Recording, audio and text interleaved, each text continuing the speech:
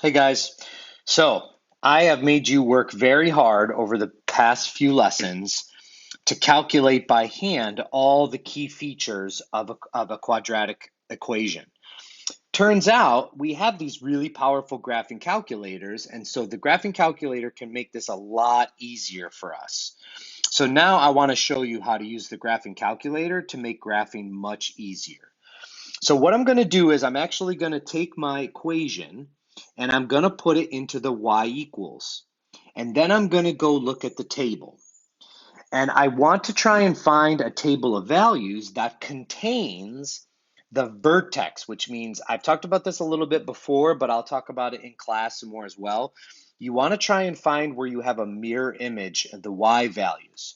So when I type this particular, I want you to take a minute and I want you to type this into your calculator.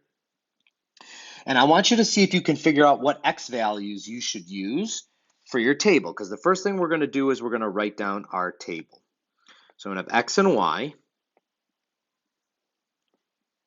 And when I look at my table here, I notice that I have two negative 9s right next to each other in the y column.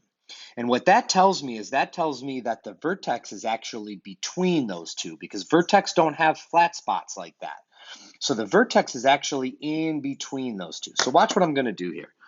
I'm going to do -4, -3, -2. I'm going to leave a space, and then I'm going to put -1, 0, and 1. Okay, I'm going to leave a space there. So what is that? That's 3, -5, -9. -9 goes with -1, -5, and 3. Now, what happens in between? Well, I need a vertex. My vertex is going to be right here. So I can change, since I know it's going to be in between, that means that it's going to be at -1.5. So what I can do is I can change my window settings. I've taught you how to do that. And I can change the window settings on my calculator to go up by 0.5s instead.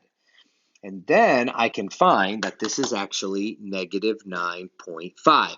Now, I know what you're thinking. Well, can't I just always do 0.5? No, it doesn't always work that way. I need you to change your delta table to 0.5 and actually see what's in between. Now that I've done that, now I can go ahead and graph this thing. -4, 3, -3, -5, -2, -9, the 0.5, -1.5, -9.5, and then it comes back up. And I can go ahead and graph this. Remember, parabolas are nice, smooth curves.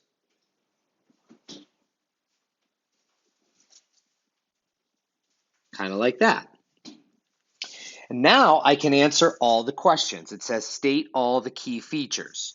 Well, I'm going to get my axis of symmetry and my vertex from right here. That's going to tell me both.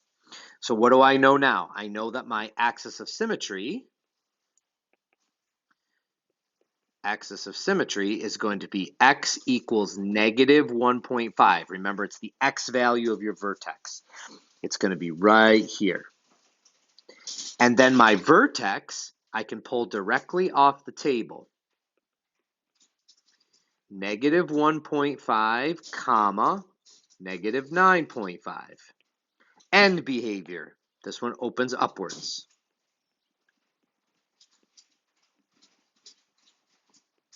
X-intercepts. Now I want you to notice it says approximate. If I look here, my x-intercepts do not land on any nice coordinates. That will happen sometimes, and that's okay. So in this case, we can just approximate. So my x-intercepts are going to be, let's see, this one here looks like it's at -1, 2, 3, and maybe 0.8. So how about -3.80, and then the other one looks like it's maybe 0.80, something like that. It's just approximate. And then my y-intercept I can find very easily. You can look on the table and see where it's where the x is 0. That will give you your y-intercept, or your c value or the graph. Any of those will tell you your y-intercept. So my y-intercept is going to be 0, -5. So you can use the graphing calculator to come up with a table of values, which will allow you to draw your graph and get all your key features. This will work for word problems and regular problems alike. The trick is to make sure that you have a table of values where you can see your vertex right in the middle. If you don't have a vertex, or it's like way on the side, then you should probably choose a different set of x values. And that's all there is to it.